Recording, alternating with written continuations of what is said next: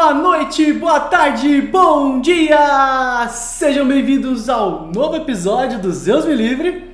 Meu nome é Horaci Passos. E eu sou o Lucas Parra. Estamos de volta! Assim como Odisseu retornou para sua casa, retornamos para o nosso habitat natural. Depois de uma jornada muito grande, muitos desafios, estamos de volta. Exatamente. Nada como a Odisseia para fazer a gente retornar, né? Pelo menos não foram 20 anos. Foram só 4. Só 4. 4 ou 3, mas eu não lembro agora. Por aí. Tá, é um pouquinho, né? Por aí. Mas enfim, então assistimos, ficamos empolgados com a Odisseia. Um se olhou e falou assim: por que nós não faz essa porra de novo? O que aconteceu? Eu sei tudo que aconteceu, mas essa Odisseia fica pra depois. Exatamente. A Odisseia pessoal a gente conta depois. E hoje, então, vamos falar do tão famigerado Odisseia de Nolan. Né? Não tem nada a ver, tem a ver, mas sim, não estamos falando da Odisseia de Homero. Vamos deixar isso bem claro aqui. Como é que a gente... Pode falar. É uma interpretação do original e estamos contentes com isso, então esse acho que já é o primeiro disclaimer, que não vamos fazer a comparação do livro com o filme, vamos analisar o que o filme apresenta pra gente e ponto. Eu gostei do filme, cara. Eu também, muito bom. Eu achei um filme bem interessante. A fotografia do filme, cara, dá vontade de estar lá, meu assim, Deus do céu. Posso estar precipitado, mas eu diria que é um clássico moderno. Eu já classificaria assim. Abusado. Bold. Mas se for ver, ele tem tudo que os filmes que se tornam clássicos têm, que é um simbolismo por trás, um mito, tem uma fotografia muito diferenciada em relação ao que está sendo feito ultimamente. Se for ver, a maioria dos filmes é CGI, computação gráfica, roteiros meio xoxos, então ele se aproveita de muita coisa que faz um clássico. Por isso que eu digo isso. Boa. Então a gente tinha que dar recados, né? Eu não lembro mais como a gente fazia, mas a gente tinha que avisar que os nossos amiguinhos, amiguinhos, vocês lembrarem, se vocês acharem que esse episódio é interessante, vocês gostarem do que ouviram aqui, se aprenderam algo de diferente com a gente, não deixe de curtir, de compartilhar, de seguir a gente. Se for no YouTube, ativa o sininho. Ativa o sininho. Estamos disponíveis nas plataformas da Spotify, Deezer, Apple Music e também no YouTube. Só procurar Deus Me Livre lá, que vai aparecer um monte de coisa e Deus Me Livre junto. Então acho que é isso. Bora pro mito? Bora pro mito. Vamos começar pelo começo, né? Vamos seguir a ordem aí dos fatos que acontecem na história e a gente vai destrinchando os símbolos e tudo que acontece. Tá, eu queria deixar, você começou falando, né, que a gente tá dizendo algo sobre uma releitura, como você chamou mesmo? Reinterpretação. Uma reinterpretação.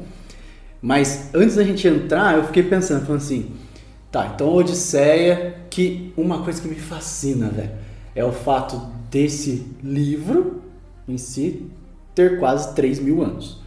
Verdade. Então assim, a gente tá falando de um negócio que já chegou para nós de muito tempo atrás. E ele já vem sendo interpretado e feito de outras formas ao longo desse tempo todo. E o próprio, não sei se Homero existiu ou não existiu, mas a própria escrita da Odisseia, ela já é tipo 500 anos depois da própria Guerra de Troia. Então, a gente já não está falando de uma história que está fiel, idêntica, igual que aconteceu.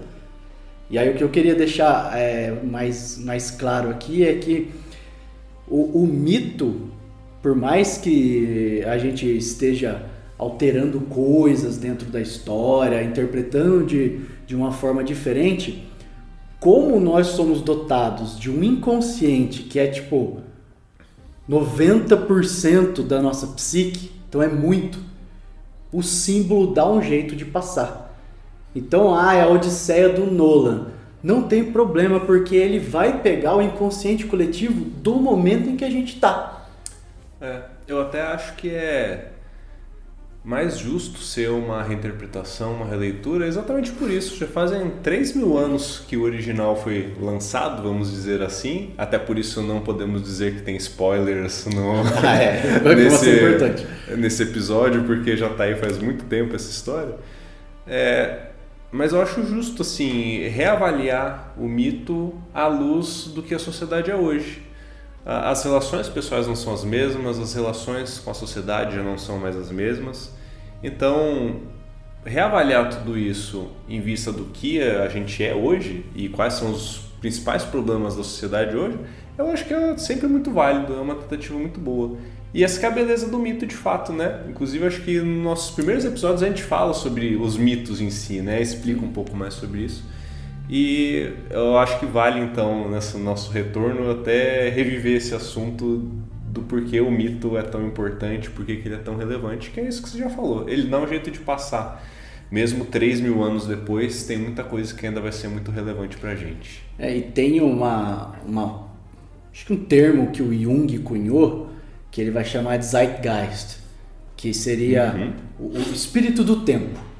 E a gente tem um arquétipo, uma forma de construção social e das relações, então, que faz o inconsciente coletivo desse momento ser único do jeito que está aqui. E aí quando eu falo que o símbolo, né, o mito vai dar um jeito de passar, quer dizer que tendo 90% de inconsciente, por mais que ele queira ter criado do jeito dele, esse Zeitgeist, esse espírito do tempo está presente na obra.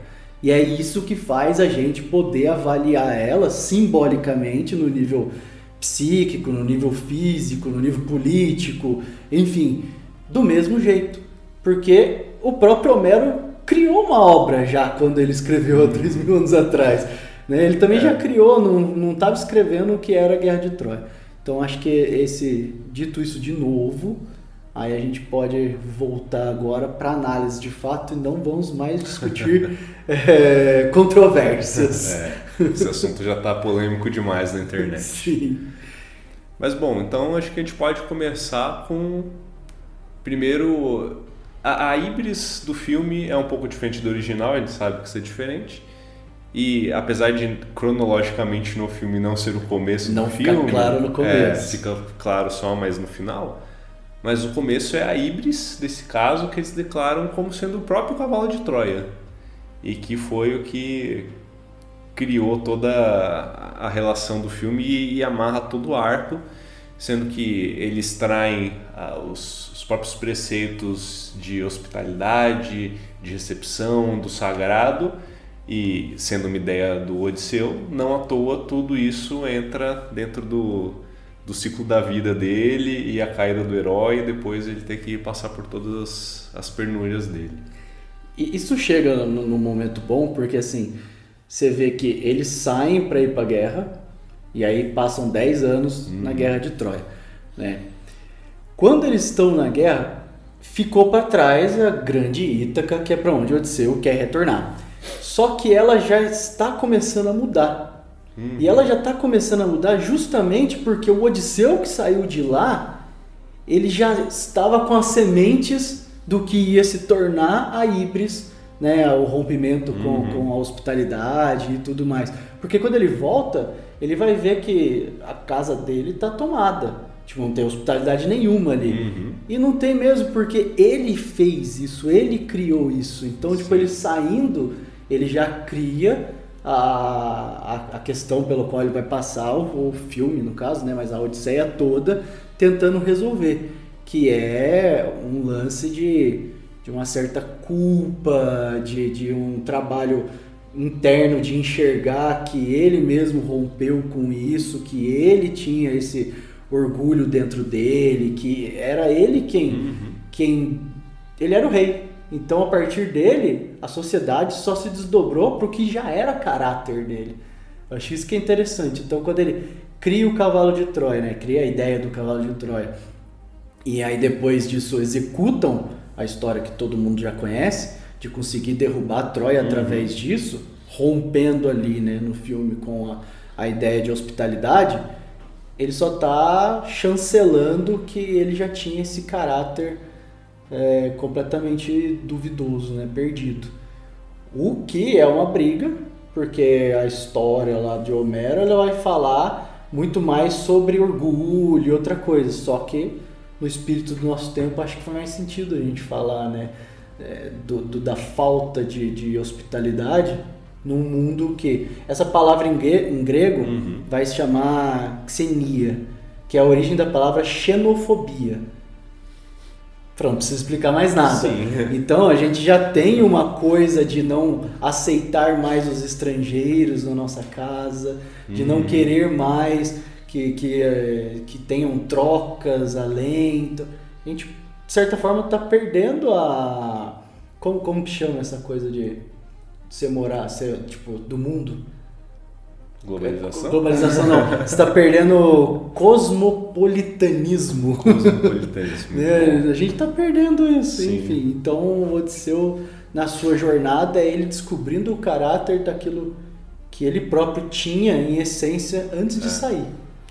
E como eles falam no próprio filme, né? Eles colocaram fogo no mundo, fazendo o que eles fizeram, pelo menos no mundo deles, né? Não literalmente no mundo inteiro, mas tudo aquilo que eles entendiam como sociedade. A queda de Troia foi colocar fogo no mundo.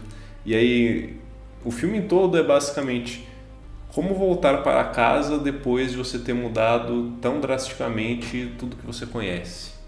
A gente acha que vai ser algo simples, fácil, mas no caso de Odisseu ele levou 10 anos para conseguir fazer esse retorno. E toda a jornada dele não são só infortúnios, na realidade é a jornada psíquica dele tentando se encontrar de uma forma que ele consiga pelo menos chegar em casa, né? Do que ele julgaria que seria a casa dele, que também a gente vê que no caminho a gente vai chegar lá, né? Mas esse reencontro com o lar dele não é simples assim, não é só voltar de fato, é voltar e aquilo precisa servir ainda para alguma coisa. Eu não sei se você teve essa impressão, mas quando eu saí do cinema, eu fiquei assim, falei, cara, a gente colocou em movimento uma coisa, que é essa de queimamos o mundo, né? Botamos fogo no mundo, mas a gente como civilização, né? Como humanidade, começou um movimento psíquico lá naquela época, principalmente para o Ocidente. Esse movimento é muito importante, porque a gente vai herdar quase toda a cultura, filosofia e até o inconsciente mesmo da região e do período grego. E aí eu fiquei com uma sensação de que a gente ainda não aprendeu hoje, como humanidade, o que a gente começou, tipo, a nossa odisseia não acabou. Entendeu? A gente, não sei, acho que não estamos nem no meio da jornada, sabe? Porque parece que como humanidade a gente se esqueceu dessa híbris que a gente causou lá naquele momento. E aí a gente tá pagando por isso até hoje, sabe? Eu fiquei muito com essa sensação quando eu saí do cinema. Eu falei, caramba, velho. Uma sensação de a gente é muito lento, a gente é muito lerdo, preciso aprender logo. É a dualidade do tempo que... Eu não sei se nos episódios que a gente falou de Crônica Kairos a gente chegou nesse nível de detalhe, mas da mesma forma que a gente falou que o original faz 3.000 anos e que isso é muito tempo atrás, falando do ponto de vista psicológico da sociedade, é muito pouco tempo também. Então, assim, muita coisa mudou, mas muitas coisas não mudaram. Então a gente vive... Até nisso existe uma dualidade, né? Talvez a gente esteja vivendo o mesmo ciclo, ou na realidade só esteja num ciclo seguinte, né? Porque a gente também sabe que essas evoluções elas são em espiral, na realidade, né? Elas são cíclicas e a gente vai tentando avançar de pouquinho em pouquinho a cada ciclo. Então a gente está vivendo ciclos muito parecidos com esses da história que nos contam de Troia e da Odisseia nos dias de hoje. Estamos na nossa própria Odisseia, né? Exatamente. E ali no filme, vamos dizer assim, a Odisseia de fato começa logo na saída de Troia. Então tá todo mundo, acabou a guerra, beleza, cada um pega seu espólio, né, seus prisioneiros de guerra, suas coisas e tal, vamos embora. Aí o general Agamenon, ele diz, tô indo por aqui, se despede, e vou pelas pelo caminho comerciais. pelas rotas comerciais, que era um caminho pro Odisseu, um caminho mais longo para chegar em Ítaca. Mas era o caminho conhecido E mais seguro. e seguro. O Odisseu já chega ali e fala assim, não, cansei, porque eu já segui Agamenon, né, já fui servir a ele durante a guerra inteira. Agora eu vou fazer o meu caminho. E que é uma coisa que todo herói tem que ter, né? Herói como esse que está buscando desenvolver a sua própria consciência. Ele tem que chegar um momento e dizer assim, eu vou fazer isso e vai ser por aqui. Isso é tipo assim, tá, vai ser por aqui e vai dar uma merda, bicho. Mas é isso, tem que acontecer, porque se não fosse isso, ia ser alguma outra coisa. Então a Odisseia pra mim começa ali. Na hora que ele fala assim, não, eu vou por esse caminho aqui, que no caso lá, acho que um tá vendo pra esquerda, outro tá vendo pra direita, não lembro direito. Mas é um caminho para nós mais curto, temos provisões, né? Mas a gente precisa talvez parar em fazer umas paradas, algumas ilhas só para reabastecer de suprimentos e tal, mas a gente vai chegar muito mais rápido que eles em casa. E assim, se ele soubesse disso antes, ele não faria esse movimento. Não. E assim, é bem aquele movimento de não temos tudo que precisa, mas no caminho a gente vê. O que é bem típico de um herói. Acreditou. Ele tinha Atena do lado dele. Também. Até então. Só esqueceu de que a Atena vai ensinar. Até chegar à sabedoria, ela vai fazer ele passar por vários desafios. Como fez, né? Então ele sai dali, e aí a próxima ilha que eles chegam... já é a do Polifemo. Que eles vêm a cabra, vão atrás da cabra, chegam numa caverna com um monte de cabra e um monte de queijo e são surpreendidos por um ciclope. Só isso. E que tranca eles dentro da caverna com uma pedra e começa a comer eles de 2 em 2 todas as noites. Então, nesse momento aí, você vê o ciclope... O ciclope aparece depois, né? Eles chegam antes e falam, tem queijos aqui. Tem uma fogueira também, eles devem ser... São civilizados. São civilizados, eles seguem Zeus. Então eles vão saber da hospitalidade. Hospitalidade que já foi começada a ser quebrada lá. Exatamente. Lá atrás. Mas eles vão servir a hospitalidade. Vamos comer os queijos aqui, depois a gente troca umas coisas. E aí logo em seguida chega as cabrinhas e o cara entra pra caverna e coloca uma pedra imensa na porta. Né? Eles não esperavam por isso. E aí sente que tem comida fresca ali. Ele fala, hospitalidade melhor que essa, cara. Cheguei em casa, a comida já tá pronta. O Polifemos, como um ciclopes, e ele é como se fosse, assim, ele é descendente de deuses, né? Porque ele é filho de Poseidon com uma ninfa. Qual que é o nome da ninfa? Agora não lembro. Mas tudo bem, é Poseidon com uma ninfa. Então ele é basicamente um deus, mas ele é selvagem. Ele não é por si só civilizado de fato, né? Então, para ele, os gregos ali é uma questão meramente de sobrevivência. Ele tinha as cabras e queijo de alimento, chegou carne fresca, até por isso que ele só come 2 por dia, porque ele está racionando também. E se ele matar todo mundo, vai apodrecer. Então, vou deixar aqui a galera guardada como estoque e vou comendo e vou dormindo. E para ele tudo bem, porque até o que eles falam, né, nossa, ele fala, né? Depois que eles se machucam o olho dele. Ninguém pensou em conversar assim, com ele nossa, antes. mas por que ele não falou nada? Eu assim, mas você fala com formigas? Você fala com vermes? E porque para ele, os humanos de fato são insignificantes, são como as cabras, são só animais. Eu achei essa parte uma solução interessante que os roteiristas encontraram aí, né?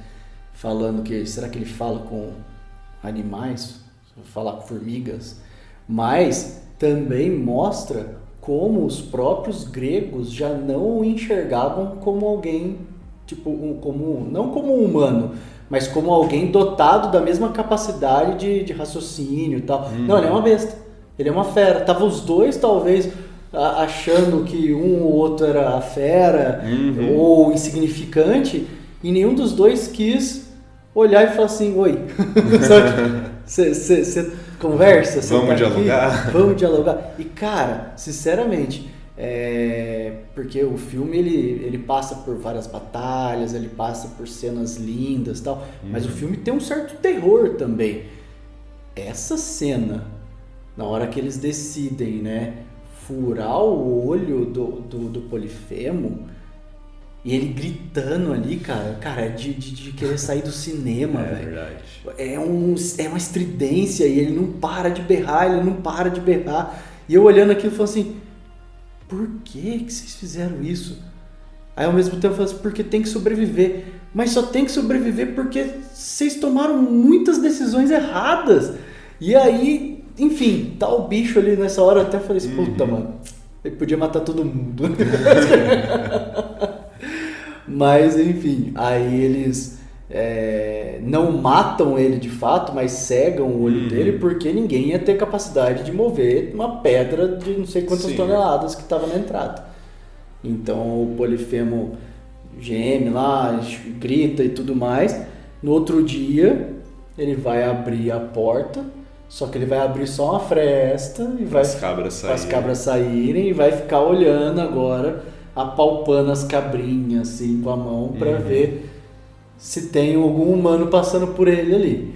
E aí essa é uma das sacadas também, porque eles arrumam uns matinhos lá, não sei de onde. Pra se disfarçar. No original eles passam por baixo da barriga, só que as ovelhas são gigantes, né? As cabras são gigantes. E ali não, ali são cabras do tamanho normal.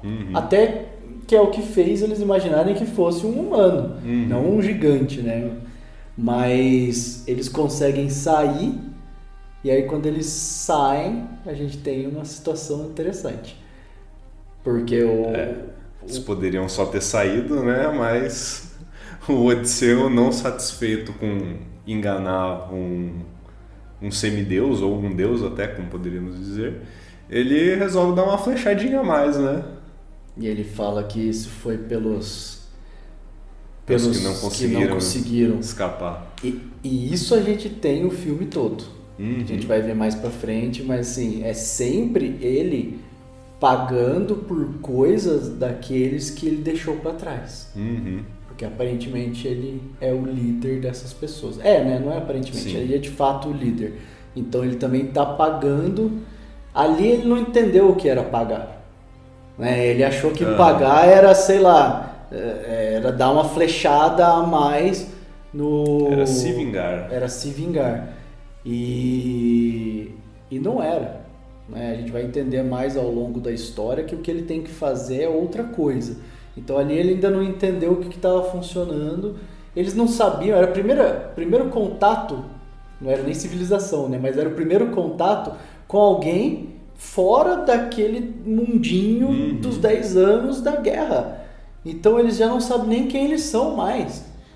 De repente, eles não são os civilizados. E ele achando, não, nós somos os civilizadões aqui e tal. Então já mostra que ele tá no escuro mesmo. Tanto que ele entrou pra uma caverna e tentou sair dela, mas sem enxergar direito. Quem perdeu o olho foi Polifemo, mas quem não estava enxergando era Odisseu. Eu acho que esse é o principal símbolo dessa questão. Quem não enxergava direito nessa situação foram os gregos e não o Ciclope. E aí o Polifemo, morrendo de ódio, resolve então invocar seu papai. Chama papai. Pede a fúria do papai. Pede a fúria de Poseidon, deus dos mares. E aí a gente tem que eles vão voltar pro navio, vão embora, e aí vai vir uma tempestade absurda e vai desviar, tipo, completamente a rota desses caras. Se você pegar e olhar no mapa, uma ideia de como foi a sequência do Odisseu ali pelo Egeu, pelo Mediterrâneo e tal, você vê que ele foi parar num lugar, tipo, nada a ver. Não, do outro lado do mar Mediterrâneo, completamente do outro lado. Eles perderam muito. Ele chega a falar o nome dele pro não, no filme ele não fala. Não tem, né? Mas subentende-se que um Pune deus... esse aqui. O deus Poseidon saberia de quem se trata. Estaria de olho. E aí na sequência eles já caem em outro desafio monstruoso que são os lastrigões. Os lestrigões. Lestrigões, isso. Que são gigantes canibais. Esse é interessante. E o que eu acho mais interessante dessa parte, assim, fora toda a forma como eles gravaram, né? Porque os efeitos práticos do filme são sensacionais, né? Eles terem contratado atores muito grandes, que são jogadores de basquete, coisas do gênero, assim, que são muito altos, e outros atores que tinham, assim, 1,50 m para fazer o dublê, inclusive o dublê do Odisseu é uma mulher de 1,50 m de altura. Olha só. Então, sensacional, assim, a forma como eles fizeram. Só que eu acho muito interessante é que eles estão usando armaduras de ferro, que são armaduras brilhantes, né? E muito diferente do que os gregos estavam usando, porque a gente está falando da Era do Bronze. Então, os gigantes ali, eles estão representando a queda da Era, de fato, da Era de Bronze. E já é o futuro, de fato.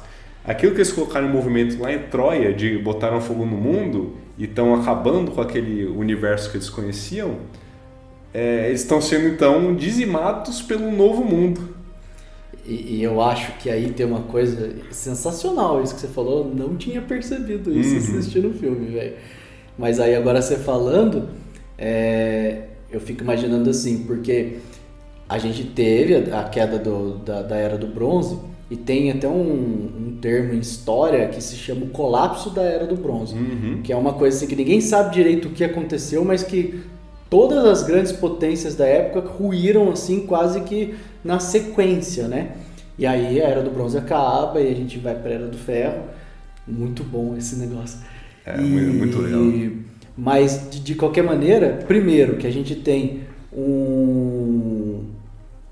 mais uma vez a ilha, né? Mais uma vez a interação que eles estão tendo com alguém, mostrando para eles que o mundo para o qual ele está voltando, a Ítaca que ele vai voltar, já não é mais o mesmo lugar. Então, assim, esse mundo que vocês estão vivendo agora já não é mais aquele mundo que vocês tinham deixado para trás. Nós estamos falando de novas situações, de novos modelos, novas configurações.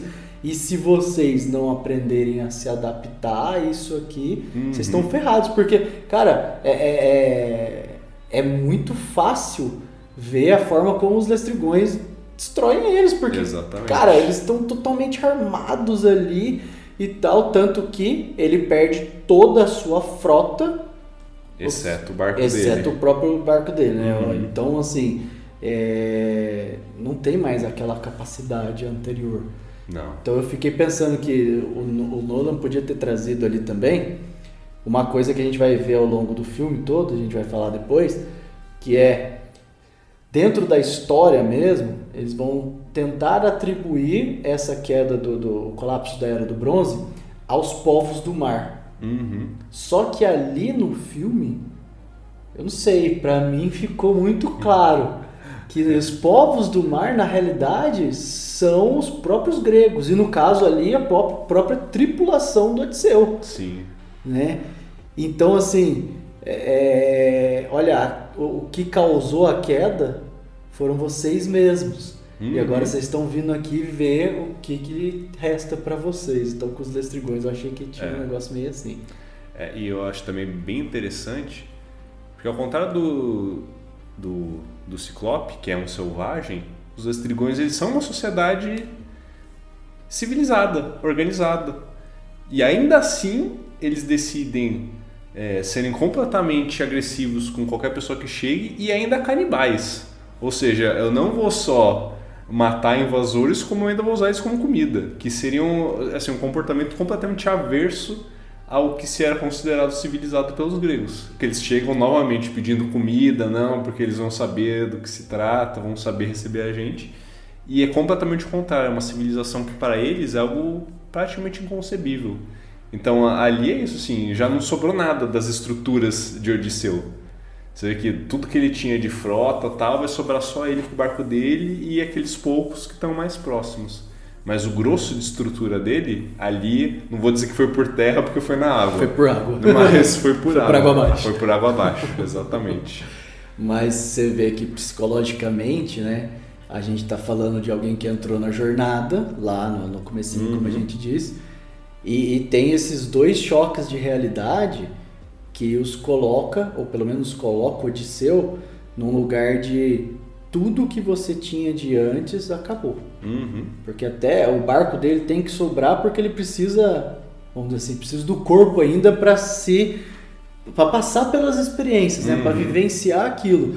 Mas todas as estruturas anteriores não servem mais. Então agora você vai precisar construir uma coisa nova. E eu acho que a próxima etapa, inclusive, né, que é a hora que eles vão encontrar a feiticeira, Circe, a próxima etapa já tenta dar um choque muito maior, um caráter mais profundo, que é a respeito da índole mesmo deles. Sim. E aí como é que foi essa? Eles chegam a Circe? Eles chegam e... Da mesma forma como você vê, depois de 2 casos em que eles já tomaram na cabeça por conta dessa questão de esperar a hospitalidade dos outros, da mesma forma eles chegam, não, então você tem comida, então vamos comer, então abriga a gente. E aí o que ela mostra para eles é que na realidade eles só são aproveitadores, só são glutões, só são instintuais e vão fazer o que precisar para se satisfazer. Por isso que ela transforma eles inclusive em porcos. Que é outra cena terrível. Absurdamente e muito interessante. Porque ela não é só uma magia. Como a Circe é meio conhecida, né? Ela transforma até com varinha, né? Ela usa uma... Não, ali ela molda. Com a mão. Ela traz com a mão, assim, ela vai, olha aqui, ó, vou mostrar o que vocês são, olha isso. Tá aqui, aí fica aquela manada de porcos lá, né? Ela é meio... Ela tem ali no Odisseia do Nolan, ela tem um jeito meio megera. Mas ela é uma megera no sentido de que a estrutura vigente do mundo já é um sistema completamente opressor ao que é feminino. Ela tem medo. Né? Ela tem medo, porque ela falou assim, tanto que lá a história, né, eles chegam, até a gente não falou, mas aí eles saem dos Lestrigões com um único barco, e aí eles dão a volta beirando a costa, próximo ali dessa imensa ilha, e aí eles encontram uma casinha saindo fumaça ali, tipo, ufa, agora... Civilização, agora vamos conseguir ajuda, comida, né? E aí eles vão e encontram ela. Odisseu, na realidade, está separado do grupo principal. Porque o grupo já passa a desconfiar dele, que já estão atribuindo a ele a questão de estarem amaldiçoados por ele ter atirado contra o filho de Poseidon. Então a própria tripulação, você vê, por mais que ele esteja ainda com a tripulação e com o barco, a tripulação não pertence mais a ele. Tanto que ele até perguntam assim, isso é um motim então? Porque vocês não vão me deixar ele? E eles falam assim, só se você quiser, aí a decisão é sua. Verdade. Se você aceitar, não é um motim, se você não aceitar, vai ser. Então ele tá ali, mas a tripulação não pertence mais a ele. Ele já não é mais o líder da tripulação. Então até isso ele perdeu já, ele só não se deu conta ainda. Como a gente vai ver um pouquinho mais pra frente também. E é engraçado porque essas...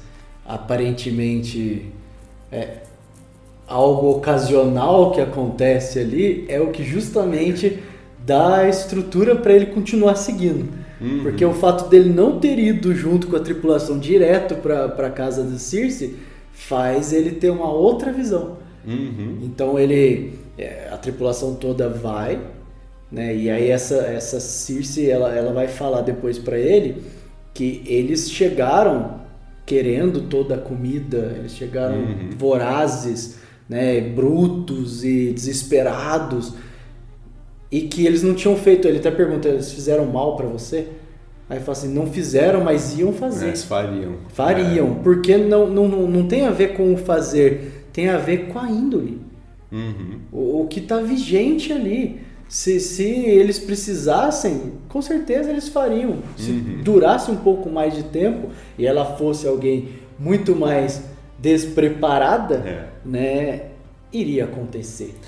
E você vê que esse é um medo que os outros personagens ao longo do filme apresentam sobre os povos do mar. Que eles chegam saqueando, que eles estão atacando as cidades costeiras, que está se espalhando.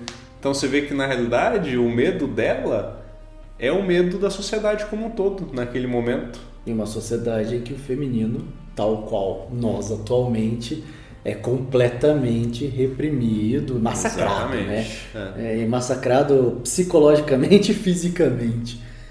Então, o fato dele não ter ido com a tripulação faz ele perseguir um cervo, um veado, né?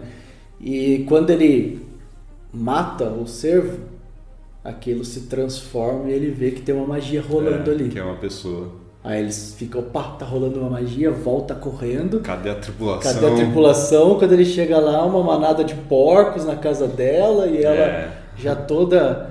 O que você tá fazendo aqui? Tentando conversar com ele e pedir pra ele comer a sopa, né? Porque se ele comesse daquilo, ela tinha motivo, né? Conseguia enfeitiçar ele e tinha um motivo para enfeitiçá-lo. O tempo todo ela está tentando também cavar essa índole deles. Então, aparentemente, o Odisseu, ou ele tem uma astúcia, que também é uma habilidade, um dom, né? Mas ele não comeu, ele não seguiu a tripulação, ele foi diferente. Querendo ou não, ele era o maior general da Guerra de Troia. Então, a ideia do cavalo foi dele. Sim, então ele... Por mais que ele não seja um herói no sentido de ser descendente direto de deuses, mas ele está diferenciado ali dentro da jornada, então ele tem uma percepção diferente das coisas de fato. E aí ele usa dessas habilidades porque ele não é só muito capaz fisicamente, como a gente vê no final do filme, né? Mas ele também é muito capaz de inteligência. E aí nessa situação ele usa bem isso, é muito mais inteligência e perspicácia do que força bruta de fato. E é um outro tipo de desafio que também não é comum, porque o comum até então ou eram guerras diretas, ou na Ilíada, por exemplo, que é a própria, né, no caso a Ilíada é só a história do final da Guerra de Troia, mas que seria a Guerra de Troia, você vê que os deuses eles estão até em campo de batalha ali, né? Então é guerra, é briga, é físico, é estratégia, é aquela coisa. Agora, com uma bruxa, com magia. Não, magia é um negócio que a gente não sabe, cara. Transfiguração, né? Como é que eu lido com isso aqui? Então, mais um aspecto novo mostrando que tudo o que era conhecido foi transformado. Eu fico pensando assim, porque para nossa psique, qualquer coisa, quando a gente está identificado com a nossa personalidade, como estamos, né? Eu sou Horaci, você é Lucas, a gente falou isso no começo do episódio. Né? Tem nome e sobrenome. Nome e sobrenome. Como estamos identificados com essa personalidade, ela já é uma estrutura. Qualquer coisa que ameace romper a estrutura é um ataque. Então, se está rompendo com a estrutura da nossa ideia de personalidade, eu vou interpretar aquilo como morte. Ou uma possível morte. E eu vou ter que fazer de tudo para evitar que isso aconteça. E ali a gente está vendo que todas as estruturas estão ruindo. Então, ele está indo para a morte. Não é à toa que... O próximo passo é exatamente ir para o inferno e voltar. Ele tem que ir até o Hades, cara. Ele tem que ir para o submundo. E aqui, quando a gente fala em termos gregos... a gente já falou bastante disso nos outros episódios. Quando a gente está no lado escuro da alma, está enfrentando o mais difícil da nossa sombra, né, daquilo que a gente não aceita em nós e tudo mais, a gente está vivendo a nossa nikia. O termo em grego para a noite escura da alma. O termo grego, porque isso já é Jung, mas o termo grego para ir para o submundo, toda vez que alguém vai ao Hades, é uma nikia. Porque também é mergulhar nas profundezas de si. Então ele chega nesse estado, a Circe dá umas dicas para ele, né? De como chegar. Mas o que eu acho legal desse contexto é que quando ele chegar lá, eu acho que é o ponto em que ele percebe, aí que ele percebe a sombra de que talvez a casa dele já não seja mais a casa dele. Porque ele fala com Agamenon, o espírito dele pelo menos, né? Ele descobre que Agamenon morreu. Descobre que ele morreu. E como ele morreu? que foi, ele voltou para casa como um herói de guerra, conquistou Troia, achou que ia voltar para casa da mesma forma como ele saiu, 10 anos depois, e que a vida ia voltar a ser como era antes. Mas nesse meio tempo, a casa dele já não era mais a casa dele, a família dele já não era mais a família dele. Então ele é traído pela própria esposa e é assassinado. E aí ele dá esse aviso para Odisseu de que se você voltar para a sua casa, cuidado, porque talvez ela não seja mais a sua casa. Cuidado em quem você confia. Então eu acho que esse foi um momento que, por mais que tenha demorado bastante ainda ele chegar nesse ponto, mas que dá o alerta e abre os olhos do Odisseu de talvez o que eu estou procurando nem exista mais. Isso depois eu vou conversar com outro acontecimento um pouquinho mais para frente. Então essa passagem me marcou muito porque foi o aviso, foi ele olhar para dentro, né? Se a gente olhar psicologicamente, seria ele olhando para dentro e falando assim: talvez eu tenha destruído o que eu tinha, talvez eu não tenha mais para onde voltar. E o que eu faço agora? E essa é uma coisa que também, para a estrutura da psique, é um momento de muito desafio. Sim. Porque quando eu não tenho mais, né, a robustez da estrutura anterior, mas eu ainda não sei o que eu vou construir, para onde eu vou, parece que você está no limbo. E muitas pessoas que embarcam, né, nesse processo de evolução, seja através de terapia, seja através de qualquer processo evolutivo, espiritual, vai viver, eu acho que não só uma vez, cara, algumas vão viver esses momentos em que você fica assim, putz, então eu não tô voltando nem para o lugar que era, o que eu faço? O que você faz? Você vai ter que construir algo de novo do zero. Só que isso não é fácil. Isso é muito comum de acontecer, né? Quantas vezes a gente não se pega pensando assim, nossa, era tão bom 5, 10 anos atrás, quando a vida era assim, era assada, as coisas eram desse jeito, daquele jeito. E a gente tenta se apegar nessas coisas e voltar. Mas não tem como, porque a gente não é mais a mesma pessoa, o mundo não é mais o mesmo, por mais que seja pouco tempo. Mas tudo mudou. Quem nunca passa por uma nostalgia comigo acontece muito em relação aos jogos, porque eu, quando era mais novo, eu jogava muito videogame, né? Assim, nossa, que vontade de jogar aquele videogame, porque era tão legal e tal. E aí eu mesmo às vezes paro e penso assim, eu não tô com saudade do jogo, eu tô com saudade de como a vida era naquele momento. E se eu jogar agora não vai ser igual, não é o mesmo mundo, não é o mais eu. Então não adianta jogar o mesmo jogo. Aí de novo, cara, você trouxe uma palavra que descreve perfeitamente esse sentimento que você apresentou aí também. Porque nostalgia vem de nostos. E nostos é o retorno para casa. É o que ele tenta fazer o tempo todo. Então, só que justamente essa casa que ao sair já não é a mesma mais. E aí quando você estiver lá, ela já não vai ter mais aquele significado, né? A gente até brinca, será que eu gostava de quick? Sabe? Tipo, será que eu gostava de quick, de morango mesmo, ou era só uma memória afetiva? Geralmente é uma memória afetiva, entendeu? E também mudaram muitos produtos. E aí o negócio não tem mais o mesmo sabor. Mas essa nostalgia é justamente também o movimento desse nostos, de voltar para casa. Ó, que legal na própria palavra, assim. E aí, voltando pro enredo do filme, uma outra coisa que eu acho que é muito legal dessa parte do enredo é que ele é confrontado por todos aqueles que morreram na guerra a comando dele.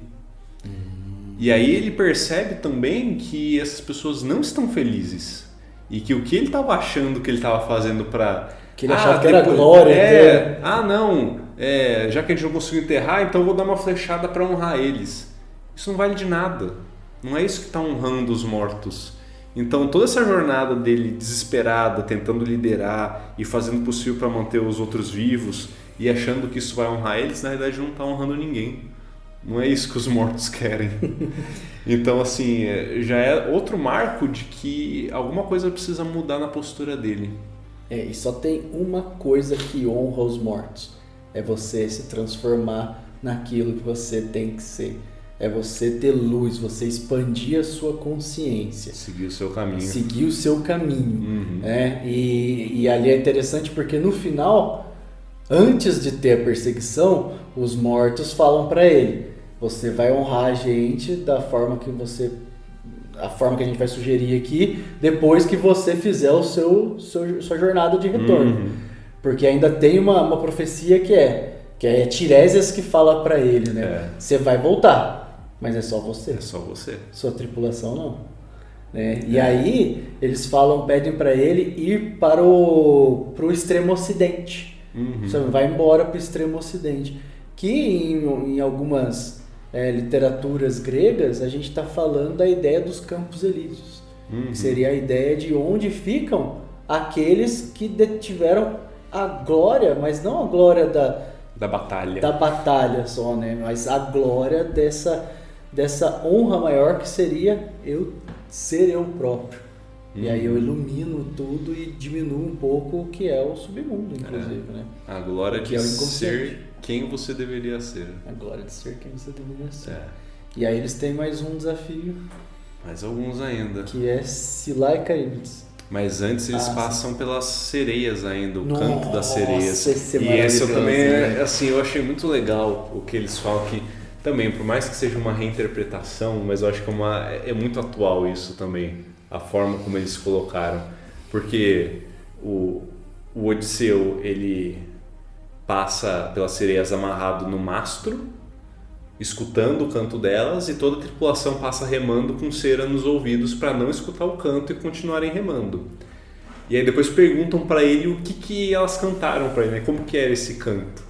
E ele fala que era assim: primeiro elas cantaram tudo que ele queria, então os maiores desejos dele, então tudo que ele queria ouvir, então provavelmente as maiores glórias, o retorno para casa, ter a família dele, voltar para todas as coisas como eram antigamente. Depois, tudo que ele não ia poder ter mais, que nesse caso, na minha interpretação, é exatamente isso, o que ele mais quer é o que ele não vai poder ter. E depois a percepção de que o que ele mais quer e que ele não vai poder ter é o que ele já tinha. E você vê que é exatamente isso. Se você coloca no contexto o retorno para a casa dele original, do jeito que era, se encaixa perfeitamente nessa sequência das sereias. Ele tinha a casa dele, tinha a família dele, tinha uma vida pacata ali, abundante, reinando. Depois, ele perde isso quando ele faz a Híbris em Troia. E agora tudo que ele mais quer é voltar, mas não existe mais volta. Não para o original. Ele vai voltar para uma nova casa, vai voltar para um novo contexto.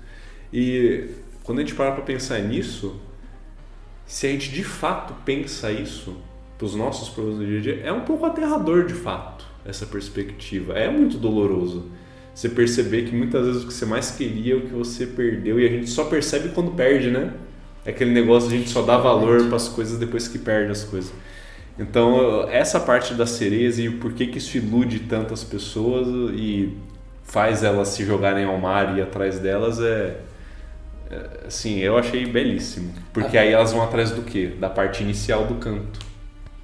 Sim, e na hora que elas chegam no resto, aí já dá pra voltar também. Exatamente. Já pularam no mar, já... essa cena, cara, é fenomenal. Acho que o Matt Damon ali trabalhou muito bem, também. Porque ele é amarrado no mastro, você consegue ler na cara dele. É assim, meu Deus, que lindo! A mudança, né? Nossa, e daqui a pouco... uma destruição, assim, um negócio terrível que você fala, cara, até eu queria ouvir. Angústia, um desespero. Eu quero ouvir! E a gente não escuta, né? A gente só fica sabendo da história depois. Mas o fato dele ter tido a coragem, e não sei se a gente pode chamar só de coragem, mas existe uma índole dentro dele. Existe algo divino, real, né, dentro dele, que é o que faz a Circe dizer pra ele que ele tem que ir ao Hades, que é o que faz ele conseguir chegar ao Hades e conversar com os mortos, e os mortos, de certa maneira, o preparar para esse estágio. Sim. Porque eles falam tudo. Falam assim, você vai passar pelas sereias, você precisa se proteger, senão você vai se ferrar ali. Então ele já ganha esse conhecimento, e a gente sabe muito bem que esse tipo de conhecimento mais profundo, quase uma intuição, ele vem também dessas profundezas. Ele vem também daquilo que a gente nega muitas vezes, ou que a gente racionaliza, né? Se ele racionalizasse completamente ali, ele não ia conseguir passar. E aí avisa, depois das sereias ainda tem mais uma escolha que você vai ter que fazer. Uma escolha, porque é muito bom também, porque é uma escolha que na realidade não faz a menor diferença. Se você for ver para o que vai acontecer de fato pós, não faz diferença nenhuma. Porque ou você passa pelo Redemoinho, o Redemoinho é o Caríbides. Queria matar toda a tripulação exceto ele, que era já o destino final, que já vinham falando para ele. Ou então ele pega o estreito, passa por Silas, que é uma monstruosidade que queria matar somente 6 da tripulação dele. 6. Talvez 12, mas é 6. Porque ela tem 6 cabeças. Sim.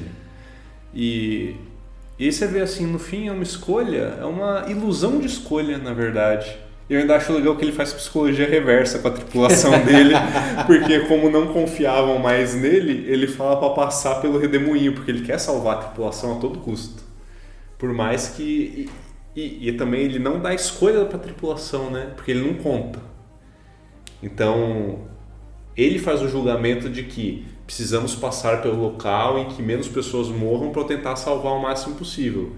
Então ele fala que deveria ir pelo Redemoinho, sabendo que a tripulação não ia aceitar a opinião dele e ia querer fazer exatamente o contrário para passar por Silas. Sim, porque eles não aceitam perder 6, né? Porque eles ainda tinham a ideia da honra.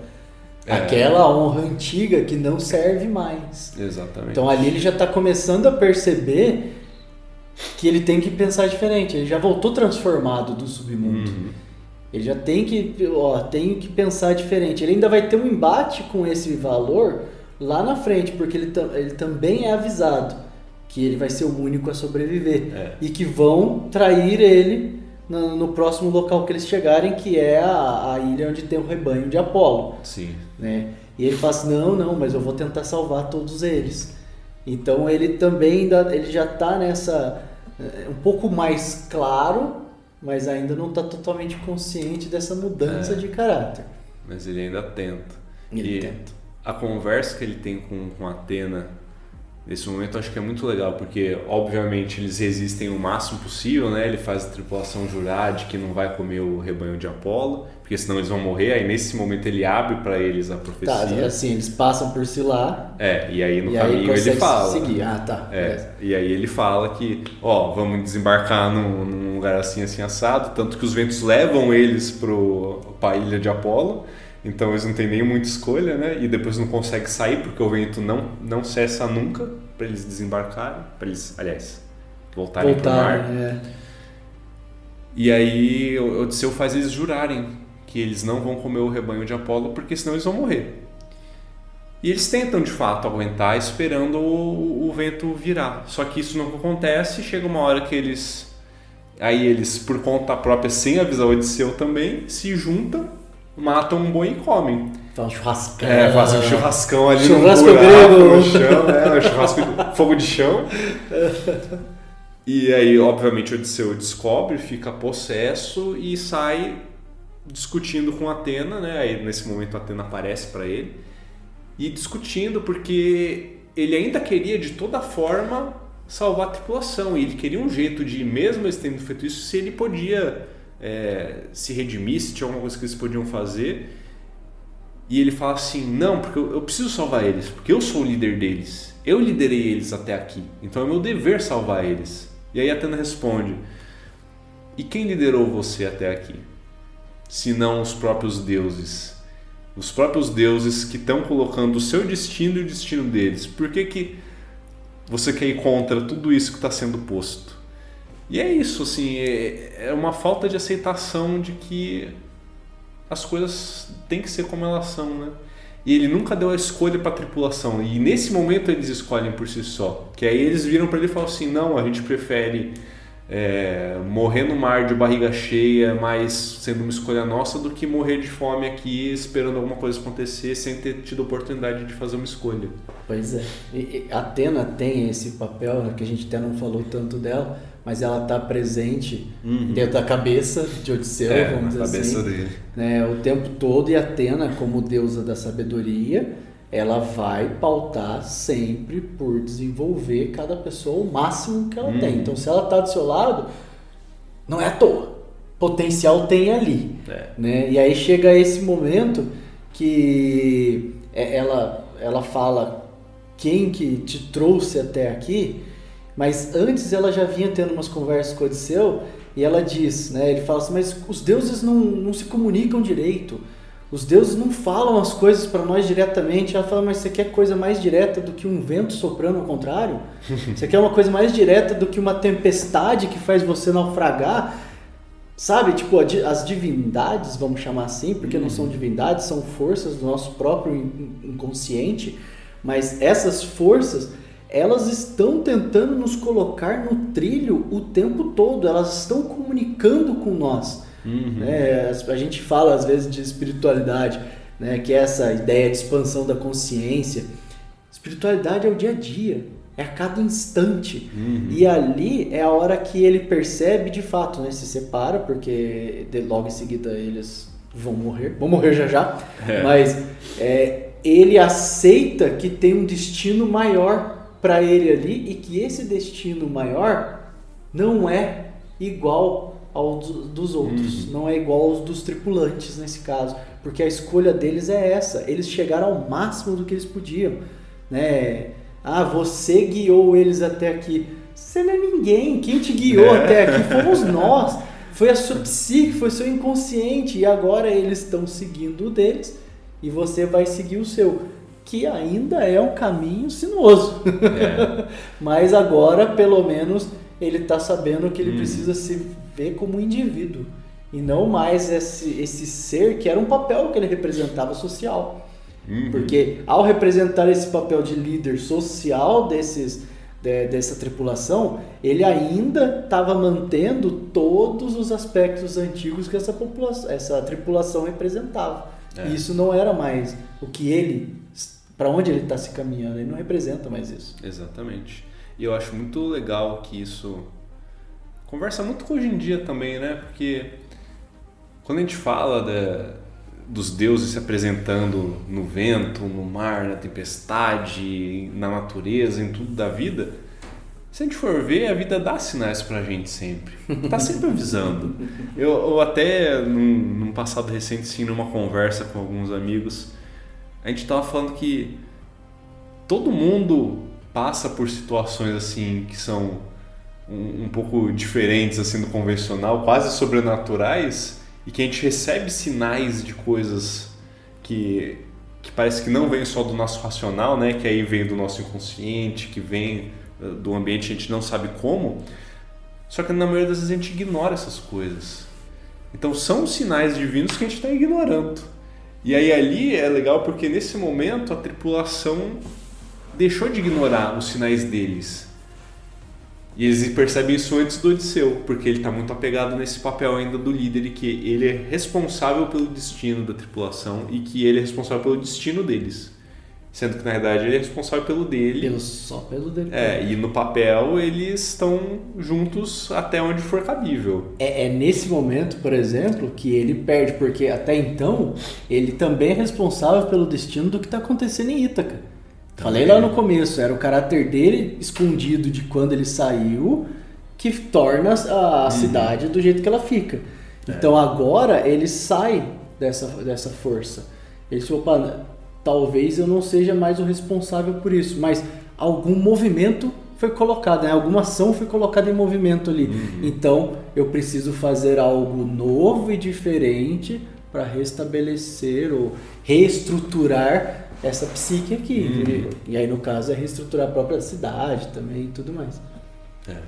E aí depois do rebanho, então os ventos baixam milagrosamente e começam a deixar eles navegar e falar, tá vendo, ó, nada de mal aconteceu, comemos aqui o gado de Apolo, que já é uma coisa, eles eram tão maus Os anfitriões, não, quem chega? Visita. Visitante. Pô, eles eram tão maus visitantes que antes eles saqueavam ou brigavam com os mortais ou os semideuses, os locais. Agora não, agora eles já estão querendo o que é dos deuses. Você entendeu? Eles estão indo além o tempo todo, então não tem como ficar nessa estrutura. Uma hora isso vai romper, né? Então o vento baixa, eles voltam para o mar, vê isso como um sinal de bom agouro. Quando eles estão no meio da navegação, o bicho pega e Zeus fulmina o último barco, a última estrutura que Odisseu tinha. Ela literalmente rompe. Ela rompe e fulminar por raio do nosso patrono, vocês já sabem, é uma expansão, é uma tentativa de expansão de consciência. Né? Toda vez que alguém é fulminado, ele é transformado. Aí ele vai cair, né? A tripulação toda morre. Ele naufraga, ele se agarra lá num pedaço de madeira e de repente ele acorda na ilha de Calypso. Então, ele perde essa estrutura e aí Zeus coloca ele num ponto que agora você tem uma última batalha. Você tem que romper com... Dei a chance pra você, fulminei você com raio. Raio é luz. É uma luz muito agressiva e violenta, mas é luz, entendeu? Então agora vamos ver o que você faz com isso. E o que eu acho legal assim do pós disso seria o que a gente pode chamar do descanso do herói, na verdade, que é um conceito que existe assim em toda essa parte mitológica, tem até no tarô, né? É o 4 de espadas. 4 de espadas. Que é o descanso do herói, que basicamente é um momento que o herói precisa para se recompor, para descansar das batalhas. E aí, trazendo para o lado da psique, às vezes é alguns momentos que a gente precisa de fato para estar numa posição mais confortável e descansar mesmo, porque beleza, a nossa vida foi feita para a gente se desenvolver, para a gente crescer, para a gente evoluir, expandir consciência, mas a gente sabe que tudo isso é dolorido, é cansativo. Então, uma vez ou outra, a gente precisa de alguns momentos para parar, sentar, descansar. E não estamos falando de um momento assim, não é o final de semana, não é umas férias de 15 dias. Estamos falando de um tempo mesmo. Eu assim, até trazendo o exemplo pessoal, eu numa tiragem aí de final de ano tirei o descanso do herói. Então eu me vi muito nessa situação também e por isso que eu gostei muito dessa parte e levei para esse lado. Só que aí tem o outro lado do descanso do herói, que é até... Assim. Não descansou muito ainda, então. Que aí é o outro lado, porque o descanso do herói, ele não pode virar apatia também. Então tem que ser um momento, de fato, para recuperar as energias para depois voltar para a batalha da vida. Se você fica só buscando o descanso do herói incessantemente, que é algo que a gente vê muito hoje na sociedade, por isso que eu acho que é uma releitura muito atual, isso não te leva a lugar nenhum, na verdade. O descanso do herói hoje é rolar feed. Exatamente. Ficar perdendo em distração sem fazer nada. Fazendo alguma aceitar. Coisa que às vezes parece que você está construindo algo, mas você não está fazendo nada de fato. E não aceitar a frustração. Nossa. Então, tudo que me frustra eu não quero que esteja perto, não quero enfrentar nada, não quero enfrentar meus demônios, não quero passar pela minha noite escura. E aí eu fico só procurando o que é dopamina rápida e aí em vez de ser um descanso, se torna apatia. E aí a luta dele nesse momento é contra isso. Ele está no descanso do herói dele, que a gente pode dizer que, até no filme isso fica claro, é a psique dele lidando com tudo que aconteceu e se preparando para o próximo passo, que é o passo derradeiro. Que aí a partir dali é voltar para casa de fato e enfrentar efetivamente as consequências de tudo e encarar o que vai ser a nova casa dele, o que ele vai encontrar. Então fica naquela, será que eu estou pronto? Será que eu não estou pronto? Será que eu fico aqui que tá gostosinho, tá tranquilo, não estou lembrando das coisas? Mas por ser o nosso herói sempre tem uma coisa lá a dentro vozinha que chama. lá dentro que fala... Não é aqui seu lugar, você precisa ir para ação, você precisa sair daqui, tem algo te esperando maior que você precisa encontrar. Olha só que loucura, você foi tocar no ponto do tarô, aí você mexeu comigo, mas carta 16 do tarô, a torre fulminada. a torre fulminada por quê? Por um raio. Rompe com todas as estruturas, você cai, aí você vai enxergar que tem uma certa luz, que a próxima carta é a estrela, mas depois você vai ter que enfrentar o seu medo, que é tudo isso que ele está falando aí, que ele passou na de Calypso, que é a carta da lua, para depois chegar ao sol, que é a carta 19, que aí seria a luz, a estruturação de novo e tudo mais, e aí segue, né? Não vou pegar.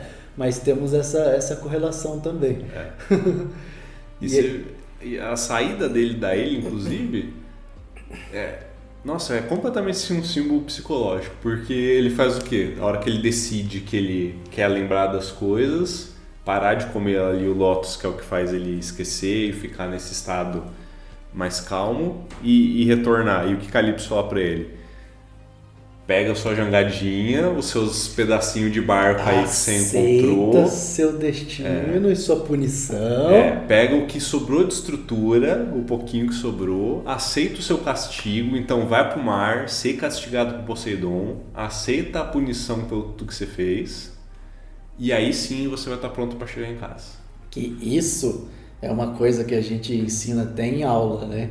Mas dentro da psicanálise e tal, a gente vai falar do ciclo do herói, que é a coisa, tomou o ato heróico, que é por um orgulho, um ego inflado, foi o orgulho dele. Caiu, vai até o fundo do poço e você só consegue voltar para um estado de totalidade depois que você faz as pazes com o passado, aceita o que aconteceu e sente-se aceito.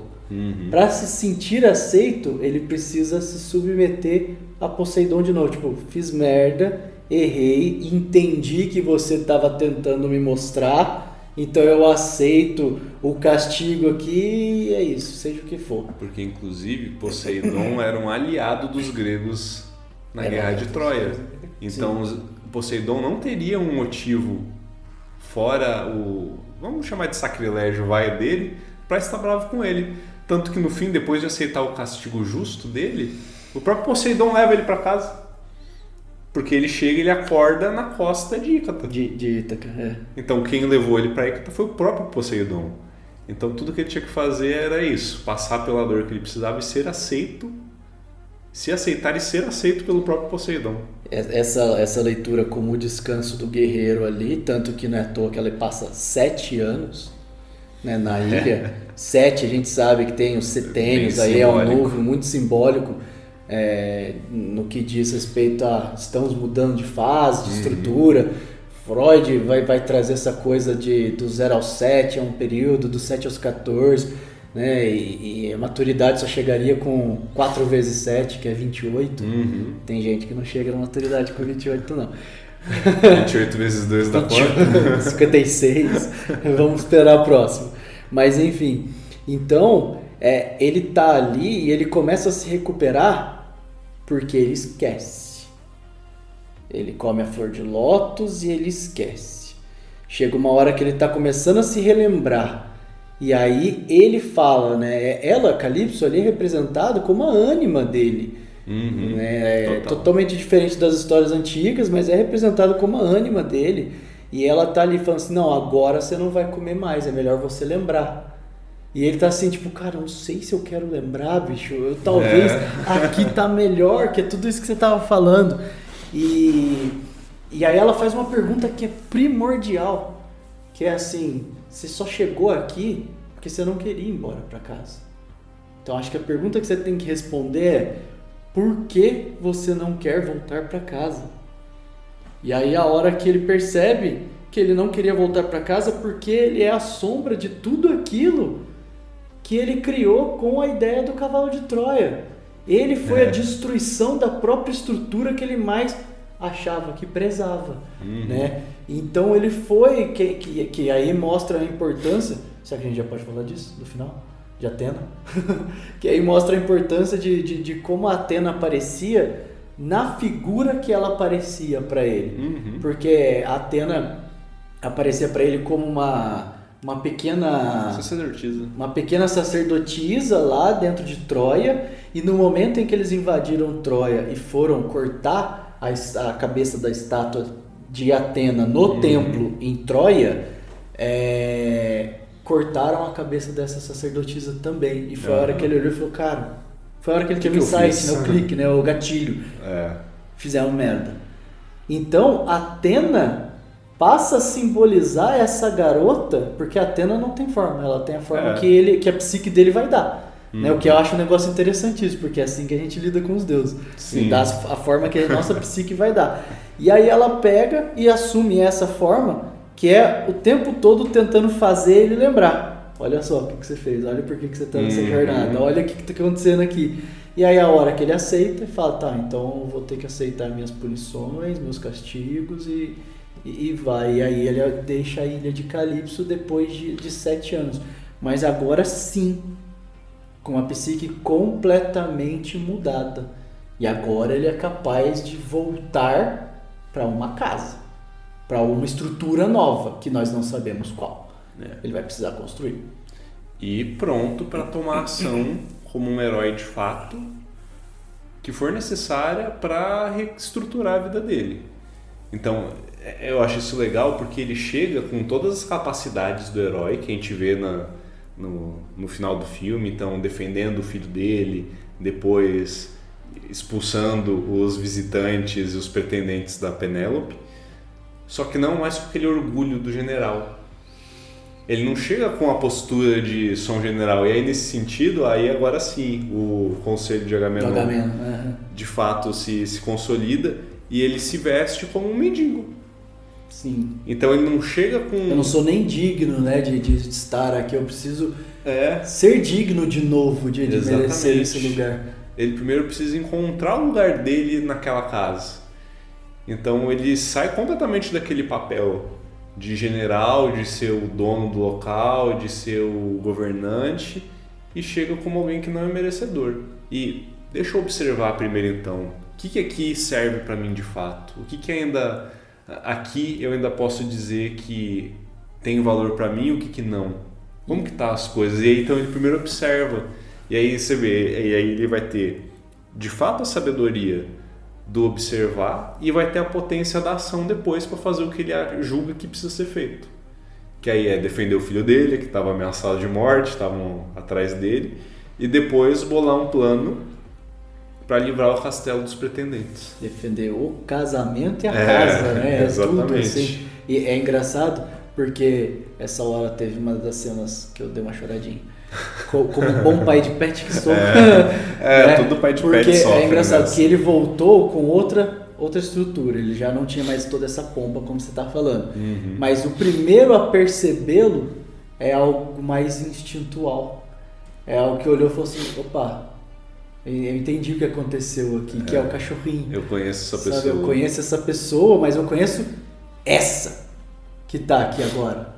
Não é nem aquela que foi, é aquela que você era comigo, porque a gente tem esse contato mais profundo. Os animais também são uma representação de instintos do inconsciente ali. Eles conhecem a natureza da pessoa. A natureza, exatamente. Então, inclusive no filme, é isso que faz o filho dele perceber que ele é quem ele é. Seu pai. Sim. Tipo isso. E aí também ele entende e aceita. Porque até então ele já nem sabe se ele quer ter o pai mesmo, ele quer ser o rei lá, ele quer que o pai nem volte. Não conheceu também. Exato, e aí de repente ele falou, eu só conheço as histórias da honra dele. E pelo jeito as histórias não estão nem sendo tão boas assim. Mas aí de repente ele olha e fala, não, peraí, tem alguma coisa aqui que é digna de valor. Que antes disso até, antes dele descobrir, quando eles estão caminhando juntos, ele fala, o filho dele fala pra ele, né, nossa, você tem os olhos de Atena. Sim. Sem saber quem ele era. Se tem os olhos de Atena, quer dizer que você agora é capaz de enxergar além. É capaz de enxergar os olhos da justiça, talvez, né? Aquela coisa de justiça cega e tal. Você é capaz de ter discernimento, de ter uma certa pureza. Atena representa isso também, né? Interessante. E aí começa o massacre. Não, mas antes disso aí a gente vai ter o desafio, porque esse desafio é da hora, né? O desafio é legal. Ela então tá lá há quase 20 anos enrolando a galera, Isso é uma coisa que eu acho interessantíssimo também, porque tem uma hora que o filho dela tá lá discutindo, falando assim, esse reino precisa de um rei. Ela fala, então quer dizer que o reino que eu mantive por 20 anos vai pegar um molequinho aí que não tem nem penugem no rosto ainda e você é o rei? E você acha que você vai manter como? Você vai manter... Eu mantive esse negócio, olha a força, né, dessa mulher. Apesar de ter um monte de abutre aqui querendo pegar o trono para eles, eu mantive o negócio aqui sozinha e você, sem saber nada do mundo, acho que vai chegar aqui e vai ser o reizão. E aí, enfim... E aí ela... isso é foda. Ele junta com o filho dele, o Telêmaco, para fazer ela escolher, então, um pretendente, mas traz o desafio que era uma coisa que ele fazia antes, quando estava em casa. Que é conseguir montar o arco, né? Eles falam armar o arco, conseguir colocar como é que chama? A corda no arco. E depois atirar esse arco através de, se eu não me engano, 12 machados. Então tem que ter uma precisão, uma habilidade absurda. Só o Odisseu era capaz de fazer uma coisa dessa. E aí ele faz. Né? Todo mundo tenta fazer, ninguém consegue. Aí o mendigo lá do fundo...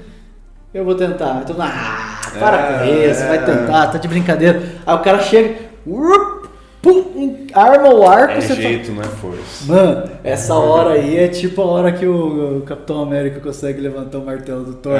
Tipo isso. Você olha e fala, opa, que da hora, né? Tá acontecendo a transformação. Esse que é o momento, é a hora que tá voltando ao júbilo, né? Tá voltando ao estado de totalidade. A força veio, não só a força interna, mas a força para ação. Nesse sentido, eu acho muito legal que a arma, que é a assinatura dele, seja um arco. Porque é muito isso, né? O arco, o símbolo dele. E o arco é uma integração do masculino com o feminino. Exatamente. Na verdade, o arco e flecha, né? É uma integração do masculino e do feminino. Ele já integrou a ânima dele lá atrás. Agora ele está vindo para restabelecer essa situação. Né? Então ele pega essa força, lança, e aí você fala assim, beleza, vai todo mundo descobrir que ele é Odisseu, fechou. Não, cara! Aí o pessoal vai para cima dele. Agora ele precisa extinguir tudo aquilo que representava o antigo Odisseu. Que era representando naqueles que também eram líderes, também eram os nobres e tal. Agora eles precisam ser extirpados. E aí começa o massacre. É ele, mais uns 3, né? Ele, o filho dele, o porqueiro lá, o Eumeu, e mais isso. Um contra todo mundo. Ele já tá com o arco na mão, ele meio... O filme tem bastante cena de ação, né, cara? Os caras forçaram nisso porque fica bonito na tela também. Aí foi cena de ação mesmo. Matança e isso aí. E aí ele consegue isso. Penélope... Agora eu não lembro se no filme tem isso, mas a Penélope ainda fica tipo... não sei se é o Odisseu. Mas aí tem uma coisa que ele fala que é da cama deles. Tem isso no filme? Porque no original tem. Não, nesse ela já percebe que é ele. Ela já percebe? Na hora que arma o arco, ela já vê que é ele. Tá. Porque é aquela hora que ela fecha a portinha e fala, se vira, vocês veem. Ela bota a menina pra fora lá, a criada dela que deturou ela. Bota pra seu lugar aí embaixo.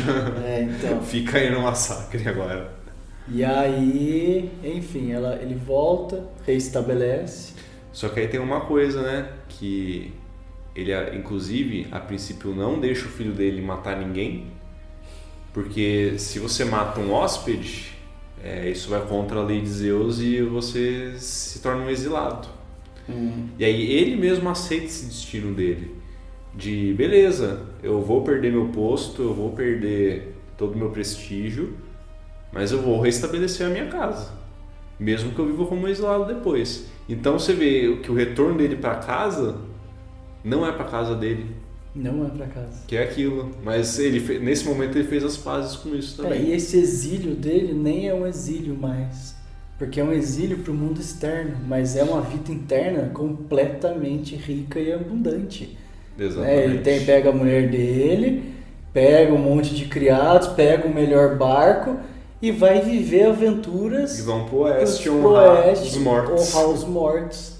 Se tornar a luz que ele deveria ser. Ir pros Campos Elíseos e enfim. Não era Ítaca. Nunca foi sobre Nunca Ítaca. foi sobre Ítaca. Olha, isso fecha bem, né?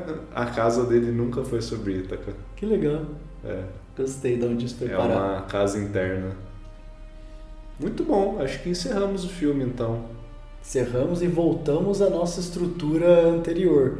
Juro que os próximos episódios não vão ter mais de 1 hora como esse. Mas, gente, é a Odisseia, cara. Levou 20 anos pro negócio acontecer. Não, 10 anos, né? Pela Odisseia acontecer. A gente merece 1 horinha pra explicar, vai. O livro original tem acho que 12 mil versos, o filme tem 3 horas e a gente aqui falando um monte de coisa, deu 1 hora e pouquinho, vai. Então, Tamo dentro. tá ótimo, tá Tamo dentro.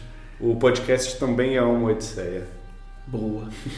Então, não percam os próximos episódios. Como falamos, estamos de volta e a gente vai brincar e destrinchar muito mais coisas aí.